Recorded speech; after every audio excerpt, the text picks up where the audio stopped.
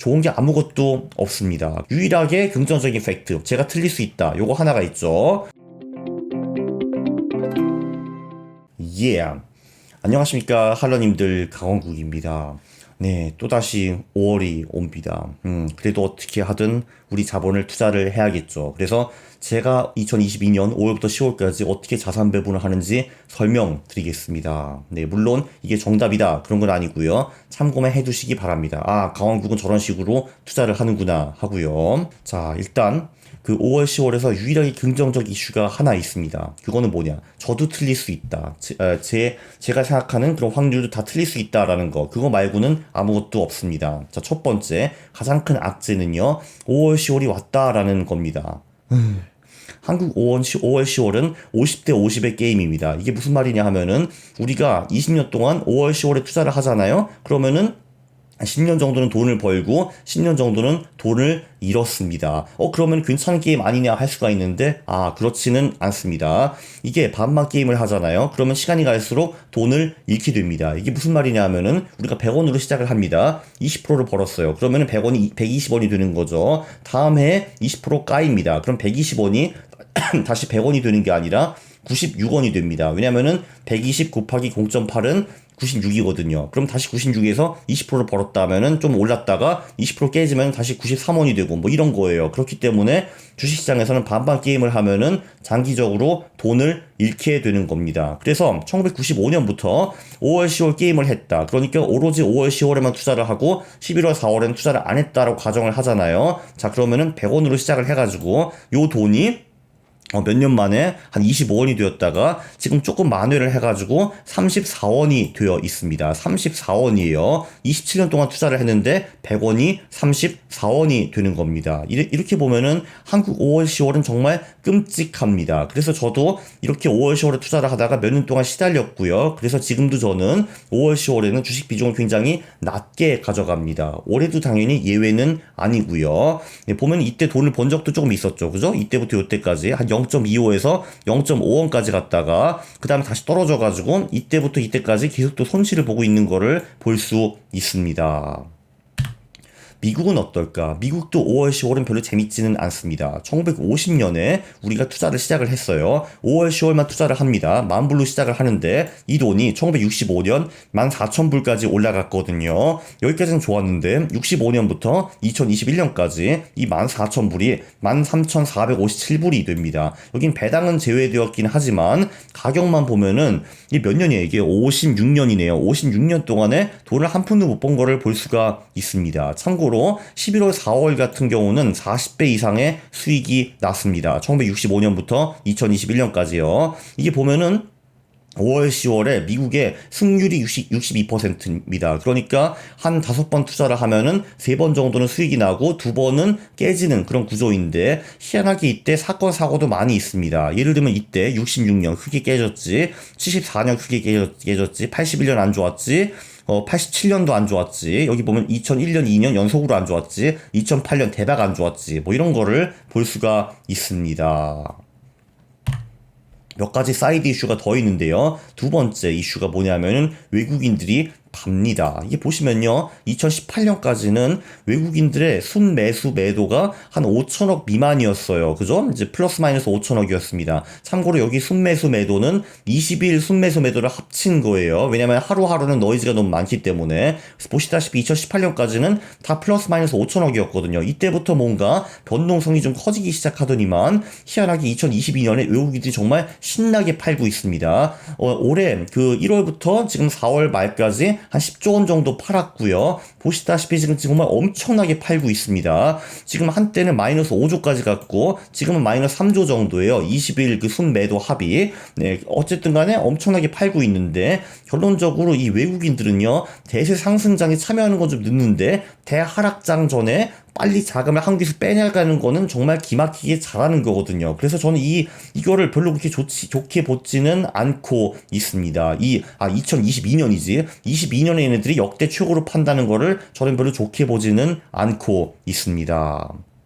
세 번째, 모멘텀도 별로 즐거워 보이지는 않습니다. 이게 최근 1년 동안의 커스피의 주가 흐름이거든요. 4월부터 7월까지 잘 나가다가 7월부터 계속 떨어지는 거를 볼 수가 있습니다. 미국 같은 경우는 그래도 연말까지는 잘 나갔어요. 연말까지는 잘 나갔는데 연말부터 얘도 지금 계속 하락 중이고요. 나스닥은 얘보다 더 하락 중입니다. 떨어지는 놈은 이유가 있는 거죠. 그래서 보통 떨어지는 놈이 계속 떨어질 가능성이 높은 겁니다. 한국은 작년 7월부터, 미국은 연말부터 비실합니다. 네, 그리고 또 네 번째 이슈가 있죠. 미국 시장이 중간 선거를 하는 해에는 더 안 좋습니다. 요 검은 것이 미국의 중간 선거 할 때, 네, 월별 수익률이거든요. 평균 월별 수익입니다. 보시다시피 미국 주식은 중간 선거를 하는 해에 4월 중순에서 말에 피크를 치고, 네, 그리고 이렇게 특히 10월까지 별로 안 좋다라는 걸 볼 수가 있어요. 일단 7월까지 많이 떨어지고, 7월부터 횡보를 하다가 4분기에 다시 올라가는 패턴을 보통 많이 보이거든요. 자, 근데 더 안 좋은 뉴스는 요 파란색이 첫 번째 중간 선거입니다. 그러니까 미국은 대통령을 두 번 할 수가 있잖아요. 그래서 첫 번째 중간 선거가 있을 수가 있고 두 번째 중간 선거가 있을 수가 있는데 첫 번째 중간 선거에는 이 패턴이 보통 더 안 좋습니다. 보시다시피 4월 중순 말부터 7월까지 좀 더 뚜렷하게 떨어지는 거를 볼 수가 있고요. 이때 좀 반등을 해가지고 10월까지 또는 10월 말까지 이렇게 횡보하다가 이때부터 다시 오르는 패턴을 보통 많이 보입니다. 이런 것도 다 우리한테 별로 안 좋은 팩트죠. 자, 다섯 번째, 매크로가 있습니다. 이 이선엽 부장님이 3프로에서 하신 말이, 와우, 10대 맞을 줄 알았는데 7대를 맞았네. 이런 말씀을 하셨거든요.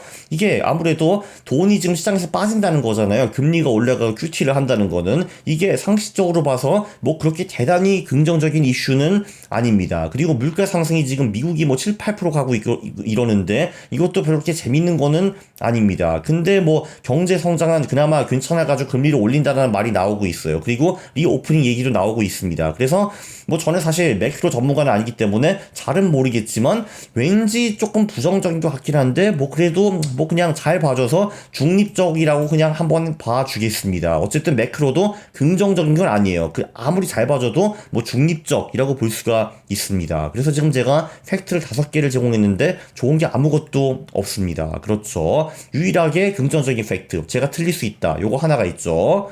네. 이럴 경우에는 제가 보기에는 반년 동안 좀 조용히 사는 것이 좋을 것 같습니다. 여기서 오해하시면 안 됩니다. 저는 무한한 긍정주의자이고 자본주의를 신봉하는 그런 사람입니다. 그러나 매년 매월 위험자산에 몰빵할 필요도 저는 없다라고 보는 사람이에요. 주식시장이 막 하락하고 있는데 그래도 괜찮아, 나 장기 투자자야, 가자 하는 거는 저는 바보 같다고 생각을 합니다. 그래서 저는 제 자산의 절반 정도는 지금 연 11.8%를 주거든요. 헤이비트에서. 그래서 예치 상품으로 대피해 있을 겁니다. 그리고 제가 계산을 해봤는데 동적 자산 배분, 정적 자산 배분도 5월, 10월에 수익률이 그렇게 나쁘지는 않습니다. 그래서 이거 좀 하고요. 코인도 일부 하는데 코인은 트레이딩 관점으로 접근 중입니다. 그래서 이렇게 해보면은 이게 MDD가 빵이고 얘네들은 각각 10 정도로 제가 지금 보고 있거든요. 그래서 이제 딱 산술적으로 계산을 하면은 얘네들의 비중이 지금 50%잖아요. 그러니까 포트폴리오 MDD가 5% 정도가 맞는데 근데 얘네들끼리도 분산 투자를 이미 했기 때문에 어느 정도 시너지가 나겠죠. 분산 투자 효과. 그렇기 때문에 포트폴리오 MDD를 저는 한 3에서 4% 정도로 예상하고 있습니다.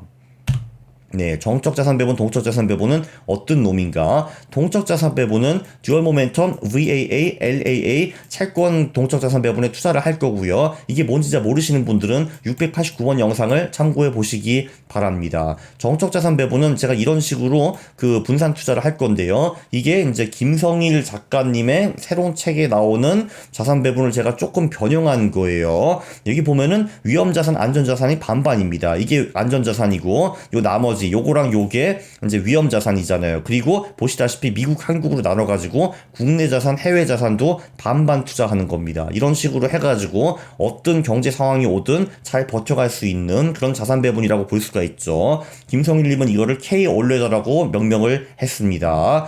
네, 그래서 참고로 저는 이 미국 주식과 한국 주식은 이제 퀀트 쪽으로 할 거거든요. 이제 퀀트로 주식을 뽑아가지고 요 17%, 5.5%를 채울 건데, 제가 아마 그거를 당장 5월 초에 하지 않고 5월 중순이나 말에 할 것 같습니다. 그 이유는 뭐냐 하면은, 자, 미국 주식이 어떻게 움직이나 보세요. 보면은 얘네들이 5월에 많이 떨어지잖아요.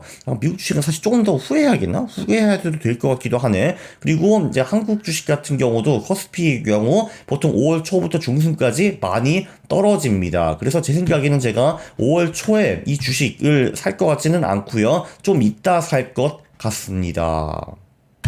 네. 그리고 이제 정적 동적 자산 배분 11월 4월과 5월 10월 제가 백테스트를 돌려봤거든요. 네, 보시다시피 K 올레더도 11월 4월이 조금 더 좋기는 합니다. 5월 10월보다. 근데 그 차이가 엄청 크지는 않고요. 6월 모멘텀 같은 경우는 차이가 좀 크긴 합니다. 6대 3이거든요. 근데 VA 같은 경우는 오히려 5월 10월 수익이 더 높고 LAA도 거의 둘 다 비슷합니다. 그리고 채권 동적 자산 배분도 마찬가지고요. 그래서 보시다시피 이제 그 동적 자산 배분, 정적 자산 배분은 11월 4월과 5월 10월에 수익 차이가 그렇게 크게 나지 않는다라고 볼 수 있습니다. 참고로 요거는 2000년부터 2022년 결과 백테스트이고요. 네, 그리고 요 전략들이 각각 이제 그 MDD가 높지 않고 얘네들 다 합치면은 MDD가 제가 보기에는 최대 10% 정도로 보이거든요. 그렇기 때문에 이 포트폴리오로 이 5월 10월 구간을 버티기가 나쁘지는 않을 것 같습니다.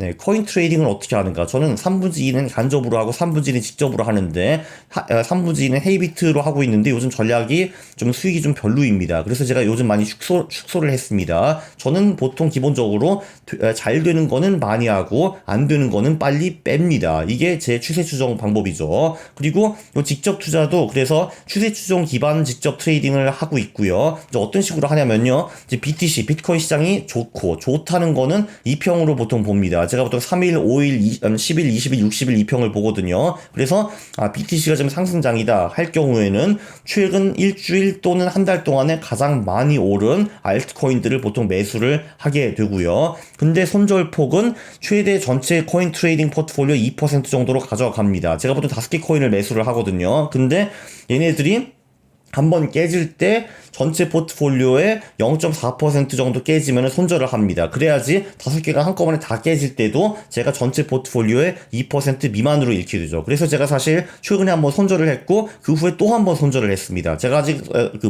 돈을 못 벌었어요. 왜냐면 계속 흥보장이고 하락장이고 별로 안 좋아가지고. 그래서 지금은 쉬고 있습니다. 왜냐면 지금 비트코인이 그 이평들 밑에 있거든요. 그리고 얘네들이 제가 사가지고 오르면 당연히 추가 매수를 할 겁니다. 이런 식으로 제가 지금 직접 트레이딩을 하고 있습니다.